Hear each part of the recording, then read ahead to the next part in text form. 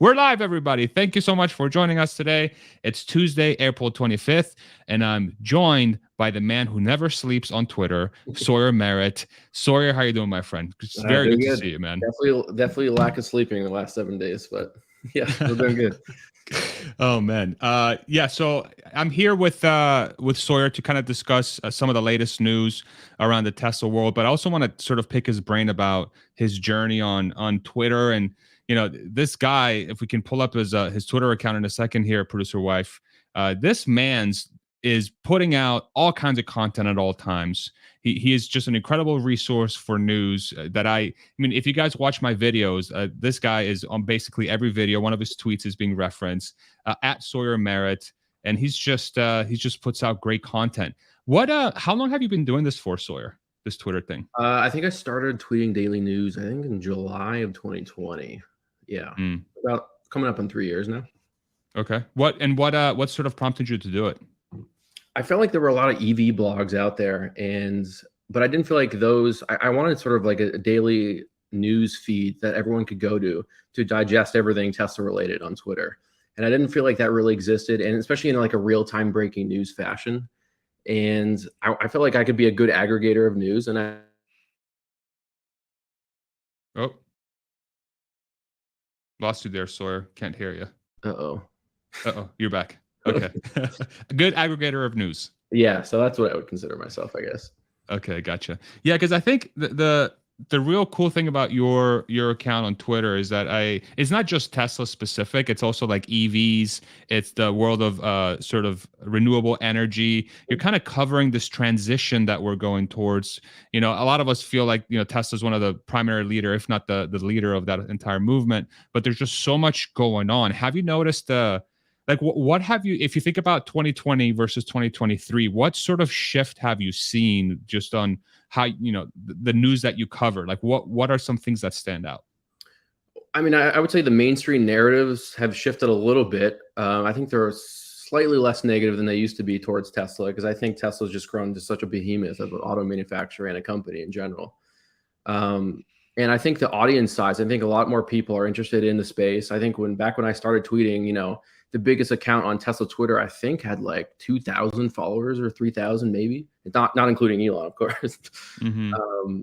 And yeah, no, it's really exploded. And now,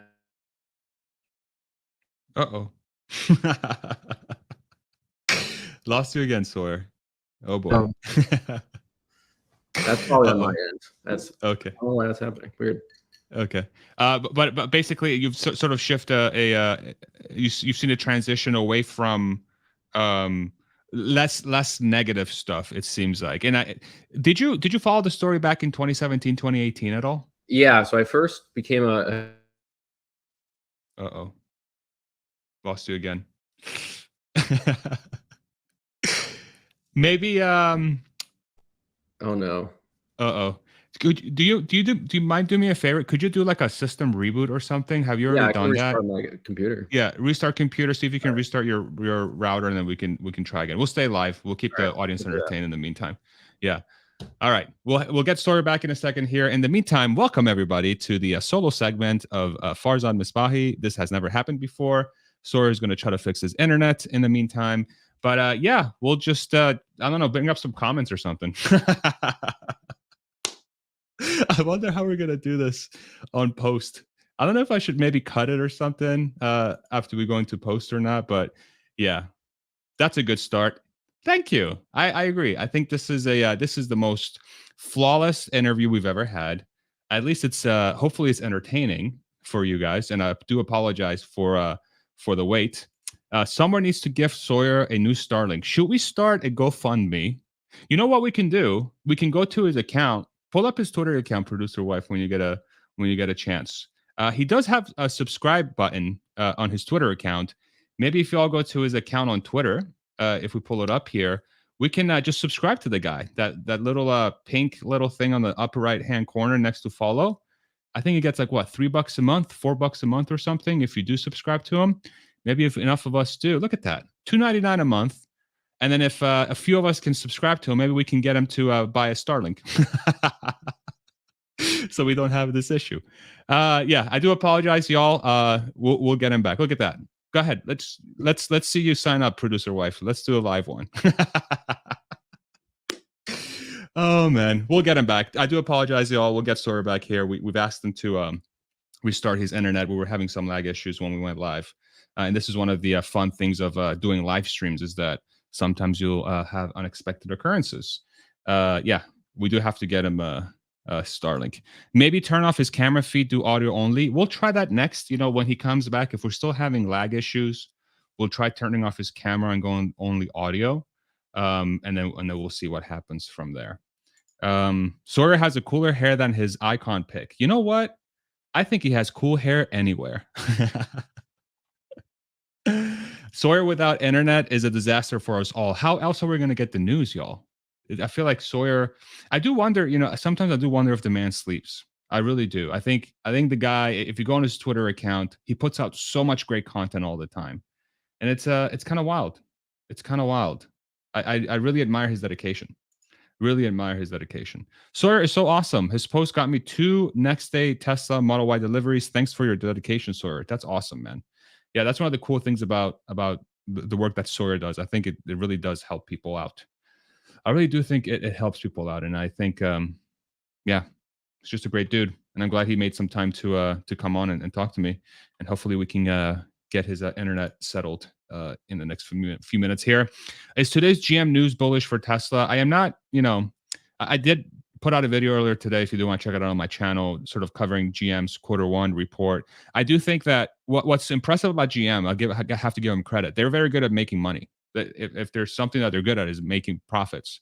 But I think there's a lot of signals that really point to the business sort of going down, especially in China and their pickup truck business. So the question is going to be, as they transition into electrification, are they going to be able to keep the company profitable during that time? So we'll see. It's going to be interesting to see if that happens or not, but we'll keep an eye open for that. All right, here we go. We got the man's back. How you doing? I connected to hardwired Ethernet, so hopefully it won't drop. Okay, sweet. We promoted your channel. We sent everybody to your subscription page, so you can maybe we can get you a Starlink. Maybe that will help. Oh man, I think I lost you again. Are you there, Sawyer? My goodness. Oh my goodness. What is going on? Try turning off your video maybe, and then maybe we'll just to try audio, and then maybe that helps. Okay. Yeah. So we'll try that. I have no idea if that's going to be good or not, but we'll give it a shot. So we were talking about your Twitter, sort of starting your Twitter account and covering the news, and you've been doing it for really heavily for the last 3 years, and you noticed a shift of sort of negative articles going down slightly between 2020 and 2023. What have you seen as far as, you know, since Elon Musk took over Twitter? What have you noticed from mainstream media or some of the news that you cover? Has there been any difference there? No, I think the general narrative towards Elon has gotten worse, if anything. Especially with I think media likes to control the narrative, and I think with Twitter they're having a hard time doing that with Elon running it. And I think Elon is sort of disrupting a lot of social media right now. And I think a lot of people are looking at what Elon has done at Twitter in removing so many employees, and still having the company being able to function. And I think a lot of people are probably going to follow his lead. Honestly, I know 1 or 2 companies already have. But I think he's a real disruptor. And I think the general narrative around Tesla is less negative than it used to be, especially because, you know, a lot of people believe EVs are actually going to happen now, whereas maybe 3-4 years ago they didn't. Gotcha. But yeah. Have you seen it like a decoupling of, and I don't know how easy it is for you to gauge this, but have you seen a decoupling between Tesla and Elon Musk, or do you think those two things are still very much sort of like bonded together? Have you been able to gauge that at all from your perspective? No, I think they're still quite linked. I think Elon sort of started to dive into politics and more his company related topics starting around January of 2022. And especially when he, announced his bid to buy Twitter, it sort of ramped up. And I think that sort of created some fractures, or, different channels are thinking that people believe. And that's been creating a lot of, I think, toxicity in the community to some degree, unfortunately. But I don't know what that's going to look like long term, to be honest. But Elon's always going to be Elon. He can't change that. Yeah. Do you wish he did less of that? Like sharing his opinion, like political stuff. How do you think about that? Or do you just not have an opinion on that? I think people should always be able to share their opinion. But there are definitely tweets where I'm like, I wouldn't have said that myself. But I think Elon has probably always been this way. It's certainly be like behind the scenes more, but now now that he owns Twitter, he's just sharing it, the quiet part out loud. Maybe, I don't know. Yeah. But I think he's always going to be himself. Some people don't like that. Some people are fine with it.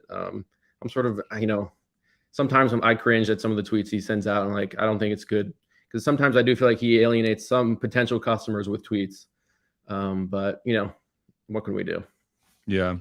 I almost wonder, and this is something that I think through quite a bit, and I'm curious to get your take. I wonder if a little bit of it is, now that he is an owner of Twitter, sort of, as a former Tesla employee, one of the things that I remember Elon was known for at the company was that he always led from the front, so it's like, hey, if I expect you to work a ton of hours, I'm going to be working a ton of hours, kind of thing, really putting in effort.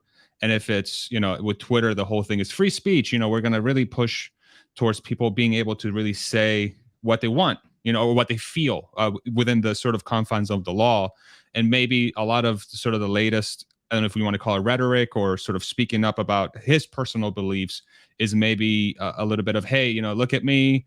I'm a CEO of Tesla, CEO of SpaceX, and I'm coming out and kind of saying how I feel, as controversial as it may be. And it's just sort of kind of a forcing function to get everybody else comfortable to be okay with that.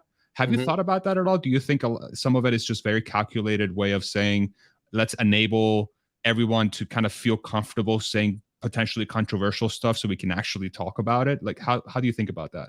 Yeah, I think that's a fair take. I think he likes to get people used to, if you watch a lot of his interviews, and I watch pretty much every single one, he repeats a lot of the same lines. And I think that's to get his thinking ingrained in people's minds, but also to get people comfortable with certain topics that may be typically uncomfortable to talk about.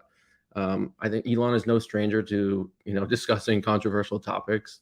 And I think he wants that open debate, especially on Twitter, free speech and all, the open forum. And he doesn't want certain narratives suppressed. I think he wants both angles, both sides, to be able to express their opinions. And hopefully there isn't too much toxicity in the middle discussing that.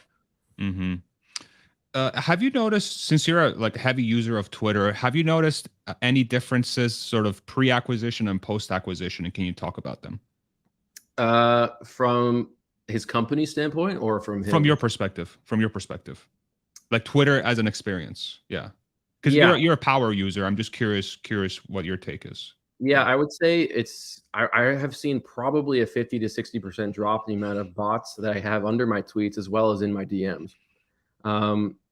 I've seen a rapid rollout of new features that have been quicker than any point in Twitter's history. I've seen more features rolled out in the last 90 days than probably I saw in the previous 3 years using Twitter. Yeah. So, and that's with 80% fewer employees at the company. So that's pretty incredible. Albeit a lot of them are buggy, but they eventually fix those. But I'm fine with crazy deadlines and pushing out features just before they're ready. I'd rather have them do that than hold them, wait 2 years to put out an edit button like the old Twitter management did. Sure. But I've certainly seen a huge increase in Twitter activity from Elon's company's Twitter's accounts, especially Tesla. They've probably tweeted more in the last, I don't know, maybe 60 days. I think they did all of 2022.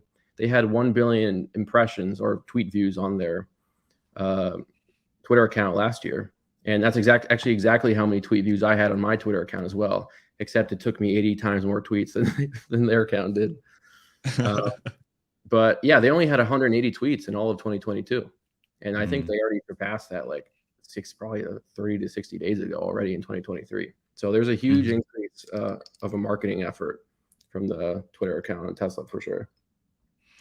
One of the big things that have been going around since really the last couple quarters, when Tesla started signaling, hey, we're going to really start, price is going to be the biggest thing we're going to go after to try and drive sales into the next few years. There's been a sort of big, I don't want to say big, but a significant portion of folks that are, say, Tesla investors want the company to be a lot more engaged in advertising specifically. Do you have a take on that at all? Because you're so close to the sort of how Tesla pushes their content out on Twitter, and you see their stuff constantly. How do you think about that? Do you think there's room for them to do that, or do you think about that differently? So I'm not of the opinion that Tesla will be able to sell 20 million vehicles per year and not do any sort of paid advertising. However, I do still think it's too early in the process to start paid advertising. I think with new models coming out, the Cybertruck will be a rolling advertisement. There's sort of rumors about the refresh Model 3 coming out. I think those things, the Model 3 is like a 6-year-old design. It's, the exterior hasn't been refreshed in a while. The interior was refreshed a little bit a few years ago. But those things, I think, alone will generate a lot of new demand. And certainly, the Cybertruck, like I said, it will be a rolling advertisement on the road. And people are going to be like, what the heck is that? Like, and then they're going to want to go to the Tesla website and they'll see all the other models. Oh, wow, I can get $7,500 EV tax credit incentive. And in the Model Y now, Bloomberg put out a report today. The average cost of the base price Model Y is now less expensive than the transaction price of an average new vehicle in the U.S. So prices are coming down. Whether that's we'll see what that does to earnings long term, but I think the margin worries short term are a bit overblown. Mm-hmm.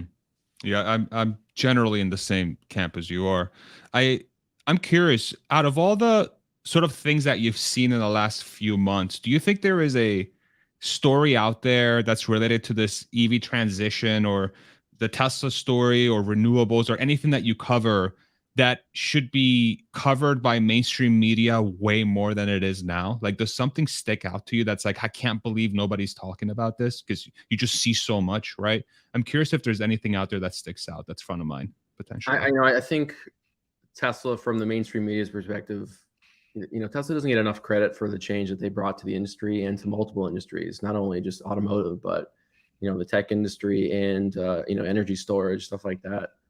And I'd like to see more recognition on that part, although I don't expect it at all.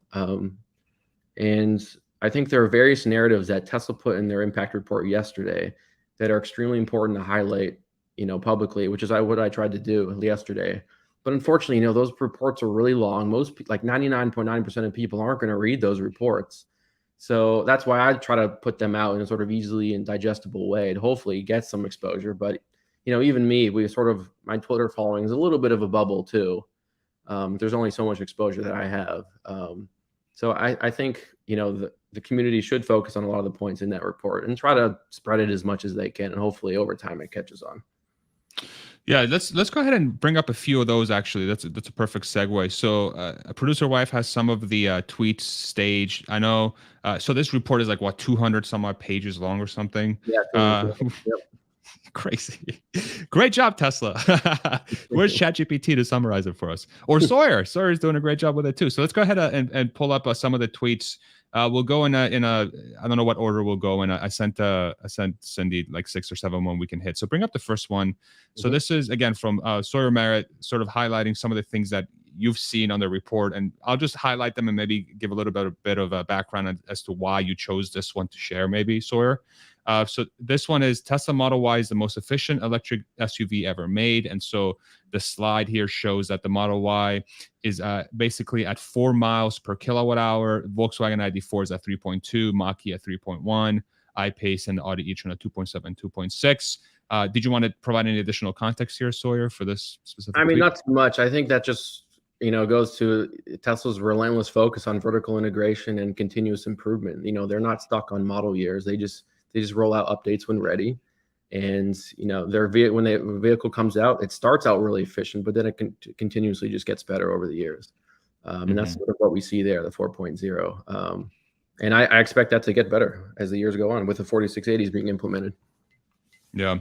I think what's interesting about this one is I had a conversation with Corey from Monroe yesterday, and one of the things that he really reiterated that I think speaks directly to this is that it seems like Tesla has a very they spent a lot of time outside of the battery technology. So a lot of removing the harnesses, using as little materials as humanly possible. And that allows sort of Tesla to maximize the range of the car, because it's not just how good your battery is, it's how much weight it has to carry around and how efficient the motors are. And I think that sort of graph, if we can pull that back up again, is very indicative of why sort of Tesla is as good as they are from that front. Yeah, and we know legacy auto manufacturers are extremely jealous of Tesla's methods and how they go about making their vehicles.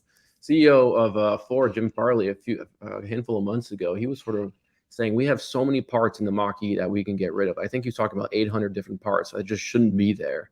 And these are all things that they're probably gonna approach a more agile manufacturing a way, just like Tesla does. They just make changes when ready. And that's probably what legacy auto manufacturers will do. Yeah, I expect them to do that. So otherwise, they're not going to be. It's going to be tough. They'll be around. Yeah. Yeah, it's gonna be rough. Let's do the next one. The next tweet that we have highlighted here, producer wife. Sawyer Merritt, again at Sawyer Merritt, even after 200,000 miles, a Tesla battery degrades just 12%. And so here we see sort of the graph there shows that at 100% at basically 0 miles on the left there. And then over time at 200,000 miles, you can see that the degradation is about 12%, which means you still have 88% of your battery remaining on average.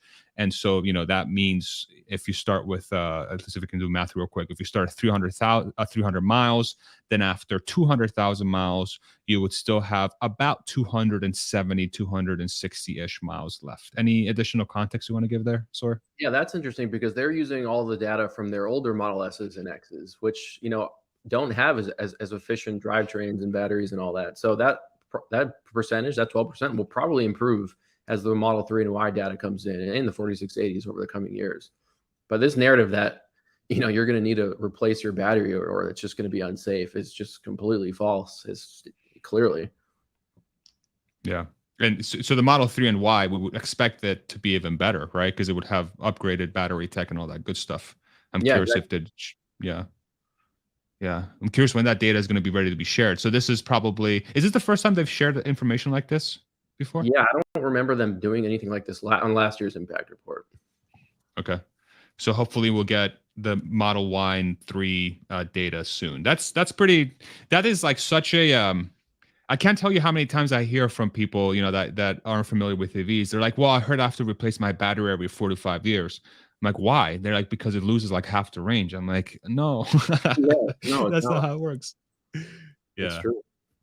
So this is like a perfect slide to sort of, if you really want to drive the electric vehicle sort of adoption, this is like the perfect slide to really get out there. Yeah, and I think there's this general notion that, especially vehicles in more northern states and countries that have cold weather, that the battery degradation will be quicker and faster. But with Tesla's heat pumps and continued improved technology, that's my mom. She has a Model Y and she hasn't seen any issues with winter range at all. Yeah, my dad has a 3 in New Jersey, and he's had this is the first winter, and he said, I had 0 issues, absolutely 0 issues. Yeah. So it's a great sign. I'm gonna this is the next on my camera. We'll see if I freeze out again. We'll give it a shot.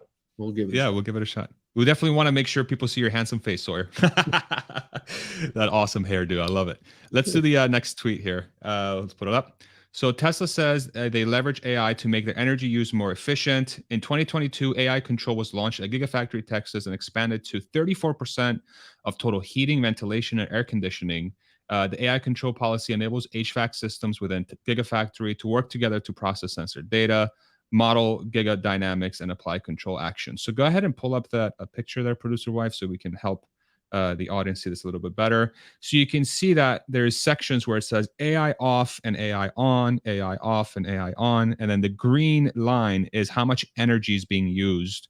And so you can see that anytime the AI is off, the more energy is being used, and then when the AI is on, less energy is being used. And so this is kind of proof that says, hey, the system is helping us lower the energy, which also helps us lower costs. Any additional context there, Sawyer? Yeah, I mean, I think Tesla's in-house AI team, this again speaks to vertical integration. I think they are using AI for multiple things, including their Megapack business, their energy storage business uses AI to make that whole segment way more energy efficient. And I think they just rolled out an update actually that'll save a lot of their partners a lot of money, millions of dollars, in fact. So yeah, they'll continue to do this probably throughout all their factories. Awesome. Let's do the next slide. This one, actually, let's not do the next slide because this one is, I think, also speaks to just how they're, like to your point, the full self-driving team that they created literally allowed them to do this in-house. And the Dojo team that they created literally allowed them to do this. Like the sort of that the vertical integration piece is not it's not well understood. And like this is going to allow them to lower costs over time, and they start with energy. Where else can they use this technology for? I feel like the opportunities are endless here. Is that how you think about it too? Yeah, we don't even know what extent Dojo is really being implemented and in what areas. So that could actually really change things in various, in the Megapack business too. But also, it'd be curious to see next year if they include similar data on next year's impact report, how that changes over the next 12 months. Yeah, cool. Let's do the next one here. I think there might be two more that I want to highlight. Let's pull it up. And Model 3 is the first EV to be priced on par with ICE vehicle equivalents, even before taking into account federal and local incentives. So go ahead and pull that up real quick, producer wife. So you have a starting price for the midsize premium sedan. So the Model 3 rear-wheel drive is $39,900, and then the Audi A4 is $40,000, the 3 Series is $43,000, the C-Class is $44,000. And again, this is before really any major EV incentives. Any context there, Sawyer? Because this one seems like a big deal. Yeah, I know that they are wanting to compare their Model 3 to the luxury segment cars, but I actually like the comparison to the everyday cars, such as the Toyota Corolla, the RAV4, and the Honda Accord, because now with the new EV incentives and the Model 3 starting about 40 grand, they're actually on par with the higher trims of the Honda Accord. The Model 3 real drive, I believe, is the same price as a Honda Accord Touring, and as a Camry V6, whatever that trim is. And same with the Model Y, actually. That's a similar price to the higher trim of the RAV4 hybrid, I think. So I think those are probably the more important comparisons, because that gives a better perspective of how much the prices come down recently and how affordable these Teslas really are.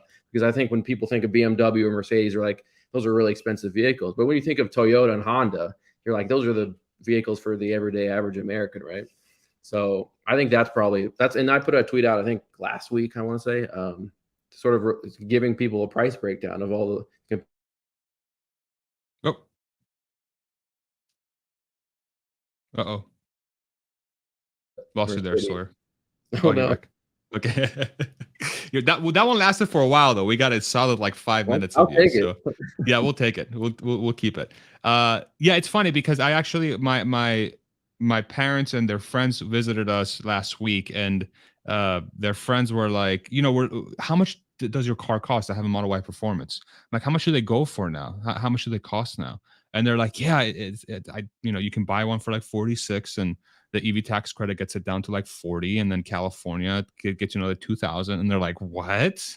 I'm like, yeah, like I had no idea, So I wonder if how quickly this will sort of make it out to people, and what kind of awareness sort of Tesla can drive to make sure as many people as possible know that. I'd like Tesla's marketing channels, their social accounts, to focus more on that and get the word out, because I've tried to in recent weeks, especially with the Oregon for like a while had crazy incentives where like you could get the Model 3 rear-wheel drive in April this month. It's over now, but you could get it for about $26,000, which is insane. Like, that's Toyota Corolla. Yeah, lost you again, Sawyer. I think we got to go without the camera again. Okay, that's Toyota Corolla level, you said. Yeah. So I think people, they should make more people aware about that. Yeah, there is another tweet that sort of highlights the cost per mile as well. Can you bring that up, producer wife, when you get a chance? It's one of the two. Perfect. The total cost of ownership per mile of a Tesla Model 3 rear-wheel drive is just 49 cents, similar to a Toyota Corolla, which starts at half the price. So go ahead and pull up that slide for us so we can see a little bit easier. So 49 cents per mile total cost, 99.95% supercharger uptime. So they're kind of saying, hey, if you do decide to go with this very affordable cost per mile, you're also going to be able to charge it at any time. Super safe, lowest cost per watt solar, and failure rate of energy products. That's sort of another piece of their puzzle. But that 49 cents per mile total cost of the Model 3, similar to a Corolla, like that needs to be its own sort of like thing that every week they're like retweet. That's kind of what you're talking about, right? I saw someone say each one of those 5 categories could be their own advertising campaign, which is kind of true, actually. Yeah. yeah, For that real. first one is super important to focus on. Why do you think the reason why the company hasn't sort of spent a lot of time pushing that narrative is because maybe they don't have the production necessary to keep up with what could be the demand for it? Or do you think it's more that people aren't comfortable yet in taking the plunge because of the hesitancy around EVs? Like, how do you think about that? Well, before it was production capacity. They just didn't have it, and they didn't want the waits to get 2-3 years long. That's good for nobody. But now I think they're at a point where demand is probably below production capacity for the most part. I think with the price cuts, if they aren't working to increase demand, that can mean various things. It's either it's still too expensive in the eyes of potential buyers, or lack of knowledge that the price cuts even happened, or a general lack of the product's existence or features or capabilities. Could be competition, although less so, I think, in this case. And it could be, economy and recession fears and higher interest rates. I think the other question is, how fast is, Tesla selling these cars? Elon said, the order rate was 2x production on the Q1 earnings call, but was it that because they just made price cuts like the day before, or is that like a sustained rate? So we'll have to see, I guess, in the next delivery report. Yeah. And then they also have a investor day, sort of a yearly shareholder meeting on May 16th as well, in about 2-3 weeks from now, Yep. where they might talk about that a little bit more. Did you get an invitation to go down? No, I've actually never been directly invited by Tesla to anything. Elon, if you're watching this, bro, we're on Twitter too. This is live stream on Twitter. Somebody at Elon be like, yo, invite Sawyer Merritt. What are you doing? I was able to go to the Cyber Rodeo last year, but that was as a +1, not a direct +1. Okay. We'll see if we can make it no happen. complaints, though. That's fine. They don't need to invite me. It's all right. Let's see. I think there's a couple other things we want to pull up here real quick. Go ahead and pull up the next one. So Tesla has revealed FSD beta users have 30.31 accidents per 1 million miles, while autopilot engage 1.18 accidents per 1 million miles, much better than the 1.53 industry average. So it's sort of like FSD beta users get into 5 times less accidents than the average driver in the United States, at least. Yep. This is not well known at all, because folks assume the opposite, that these things are going to run over your child, as Dan O'Dowd would say. Any context you want to give here? This data is really only 14 or 45 days old. They first started sharing the FSD beta mile crash, per million mile data about, I think, on the March 1st during the investor day, I think. So I think they started doing that because there was a lot of calls from in the community that Tesla needed to share this data so we can have some context on how safe FSD beta is. Because I think there was this notion that FSD beta is really dangerous. You had the people like Dan O'Dowd coming out and saying, look, it hits kids and all this, when really it's actually quite a lot safer. I haven't dug deep in how they actually got to that data. I'm sure it's a little bit biased somewhat, but I've tried FSD beta. I think I've driven probably 4,000 or 5,000 miles in FSD beta in the last 10 months.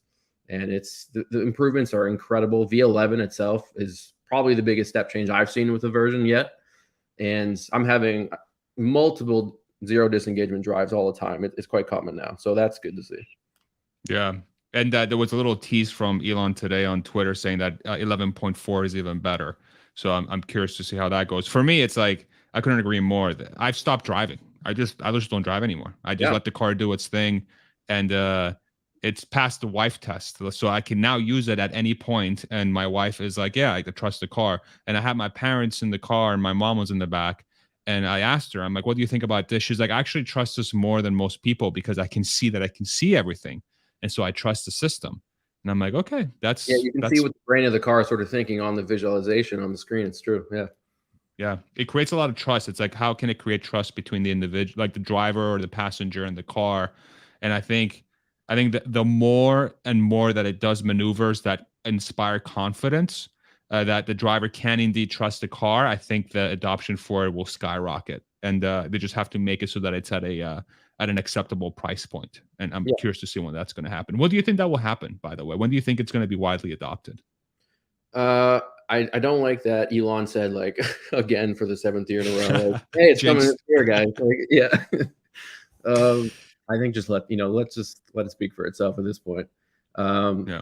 I think we're getting close because like if anyone that's used that, V11.3, whatever it is, I mean, we're almost there. Like, I think more and more people are posting their videos and having more and more viewer engagements drives. And I think by the end of this year, it's going to be really good. Of course, a lot of people think 15,000 is too much. I'm not in that camp. I think it's a really fun tool to use while driving. And it also just makes it, I think, a lot more enjoyable, in my opinion. But it's going to be interesting to see where that price parity is because they haven't raised the price in a while. That probably tells me the take rate isn't like insanely good. But I could be wrong on that, of course. I don't have data to back that up. Yeah, I'm curious to see where they go. I expect them to do the upfront cost of the 15,000 sort of thing that they have. I'm wondering if that's going to be, it's going to come with a license to be able to add the car to the robotaxi network, and then the monthly subscription is for somebody that just wants to use their car to drive them around, but they can't add it to the network. I wonder if it's something like that. I think Tesla should really beef up the referral program and include some sort of FSD beta like trial or in that, because I think a lot of people would be shocked how good it is, but they just don't want to pony up the money or even know that the monthly subscription exists. So that'd be interesting to see them do that. Yeah, that's a good point. Let's do I think there's one more we want to hit, and then if okay with you, for the last 5 minutes or so, Sawyer, we'll do some Q&A with our comments. Is that okay? Yeah. We'll see what kind of comments we can come up. And this is slide 15 from the actual report. Tesla produced and delivered over 1.3 million EVs globally in 2022. And then on the right, there is a graph that shows Tesla's yearly sales from 2017 through 2022. So the darker the lines get, it's the newer year. And you can see that it's sort of gotten bigger. Then you have BYD, Volkswagen, Hyundai, so on and so forth. What the one big takeaway here, and I know this, but I don't think anyone else, barely anybody else does, especially outside of the sort of this bubble that we're in, is that even though BYD reports a lot of sales, it's not EV sales. It's actually hybrid sales, gas car sales, and EV sales. And yeah, the way they report it, they say like it's electrified, quote unquote, which is super confusing for the headline because people will like, is that a full electric vehicle or is that a hybrid? When really they should just be saying battery electric vehicles, and they're not outselling Tesla with those currently. That's correct. Any additional context you want to give on this graph right here? Not too much. I think Ford is probably going to move up that list decently here pretty soon. BYD and the Tesla, that's a heated competition, I think, in China.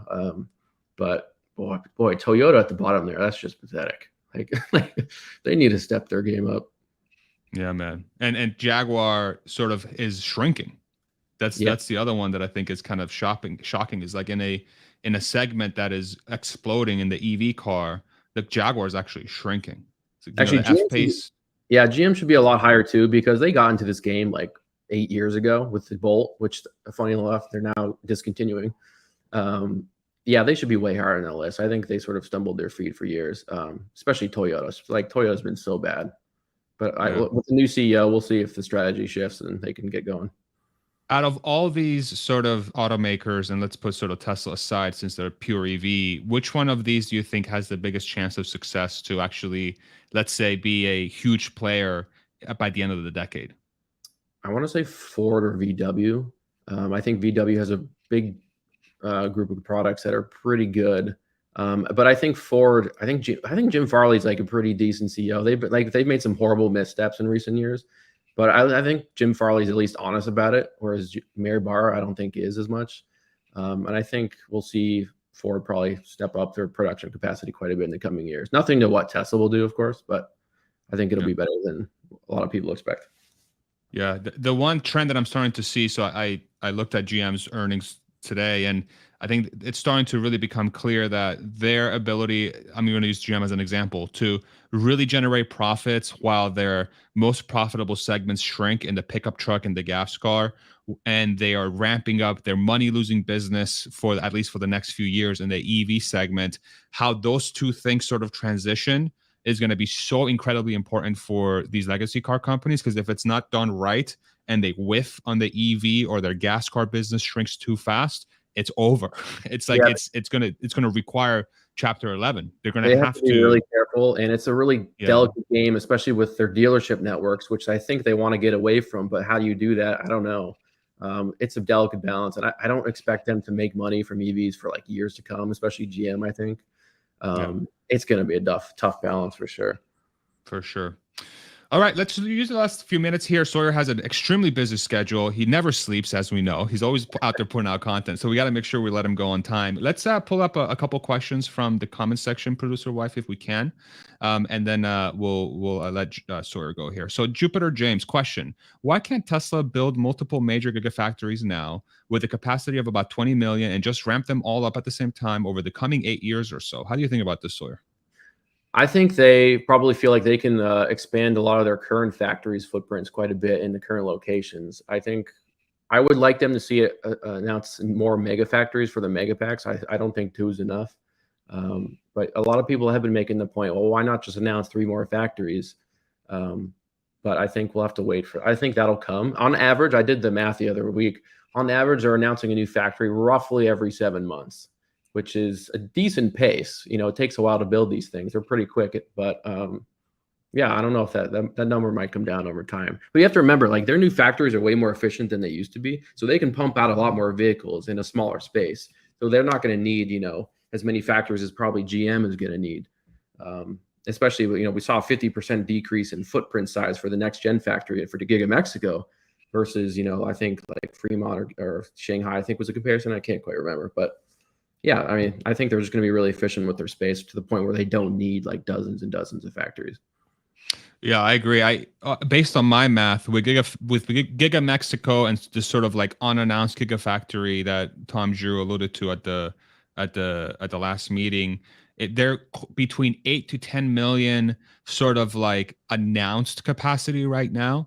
And if they're averaging about 2 million per car factory, which is their goal with this sort of compact car, then you really need only 5 more factories in the next say 7 years to reach that 20 million in capacity, theoretically, if that's what they're going to go towards. And yeah, land at these locations. Like Giga Texas is like 2,500 acres. Giga Mexico is like 4,300. Giant. And they're already expanding Giga Berlin. So I think they'll continue to expand on current locations as well. Yeah. Let's do the next one. And next question. Nightquill 125. What's your thoughts on FSD free for 30 days and then 199 a month? How do you think about that, Sawyer? Yeah, I think a lot of people view the 199 as sort of the almost free trial. Like, you know, you can step in and step out whenever you want versus coughing up to 15 grand. I wouldn't be opposed to like a free trial, especially for like referrals, if that could be one of the perks. Yeah, maybe 30 days might be long. I think Elon would probably think that's too long. Maybe 14 days. That was fine. Yeah, I think that the free trial is especially, I think they're there now, but I'm curious to see how 11.4 is going to do. If that version is really like no interventions and no disengagements, say for 9 out of 10 drives, I would just send that out to everybody who has a Tesla. Be like, oh my God, you have FSD. If you like to keep this in your car forever, click this button and we'll subscribe you for X dollars a month. And it's like, you know, like you said, 14 days or 10 days or whatever. And I just can't see how half the fleet won't purchase that. Yeah, if they would have sent that out to the entire US and Canada fleet, that'd be interesting. Like, here's free 14 days of FSD. Like, if you want to keep it afterwards, you can. Yeah, that'd be interesting. I think that'd convince some people, at least not everybody, but enough. Yeah, couldn't agree more. And then we'll do one last one here, and then we'll let Sawyer go. We're basically at time here, so we got to make sure we move on. So, Brad, question: at what adoption percentage of EVs do ICE and oil lose economies of scale and start costing significantly more? Is it 30%? Is it 50%? That's a phenomenal question. How do you think about that, Sawyer? That is Have you done any math? Yeah, that's tough. So, yeah, it's a lot less than you think. That's sort of the if I think about it from a math perspective, if you look at all the assets that are tied up in the gas business for the gas car business for a legacy automaker, it's a huge majority, and all their factories are tied up in that part of the business. So it all comes down to how capable is the company in getting rid of their gas car business, which is going to lose value as the EV business gets adopted. And it's it's all dependent on how quickly they can shut that business away, either through bankruptcy or selling the assets or something, or moving away from that business. And I think then it'll be just different for every automaker. I think it'll be yeah, different for every automaker, especially like for yeah, Toyota, it's probably a lot worse percentage than let's say probably Ford is. I would say. right. You kind of already seen this with some automakers. Like I would argue you're seeing this with GM now. That they if you kind of pull out their cruise, their autonomous business out of their financials, they actually are making less profit year over year in a year that doesn't have any COVID issues. Albeit, you have the interest rates going up and there's less sales for their cars. Their pickup trucks are sort of disappearing because nobody's buying them because nobody can afford them and their profitability is coming down. But if they had a profitable EV in the case of a Tesla, they'll be able to sell these things at 18%, 20% margin and then be making it up, So I would argue we're there already. It's that break even point. It's probably, I don't know, probably somewhere between 30 and 40%, if I were to guess. Yeah. It's when they are going to be hurting really badly. Anything else to add, Sawyer? No, I think that's pretty much it. Okay. Awesome. Well, we had some technical difficulties, but we still made it work. Sawyer, any parting words before I let you go, my friend? Yeah, I'll just plug my Twin Birch brand. We have a clothing company coming out in the coming weeks. I think transitioning to a sustainable energy economies, that's important for Tesla, but other industries also need to transition us to a fully sustainable economy. And clothing, it produces 8 to 10% of all global emissions, CO2 emissions, that is. And so we're going to try to tackle that. We're going to try to make sustainable clothing the best we can. And we'll offer, just a few things at the beginning, but it won't be nothing crazy, but you can sign up at twinbirch.com and we should be launching in the coming weeks to the general public. Family and friends are going to launch tomorrow. So excited for that. Awesome. Well, I can't wait to represent some Twin Birch, some merch here on the channel once you go live. I'm very much looking forward to supporting that venture, man. And yeah, thank you so much for making the time. And we'll speak again, soon, I'm sure. And then hopefully we'll have the lag gods will be on our side. Definitely, that sounds good. Yeah, I've done so many interviews, and this is the first time my internet's been weird. So sorry about that. It's fine. It's completely fine. It could be on our side too. Who knows? But yeah, sometimes the internet's weird. So thank you, man. Really appreciate you. And take care, everybody. We'll see you on the next one. Thanks again, Sawyer. Take it easy, buddy. All right. Bye, everybody.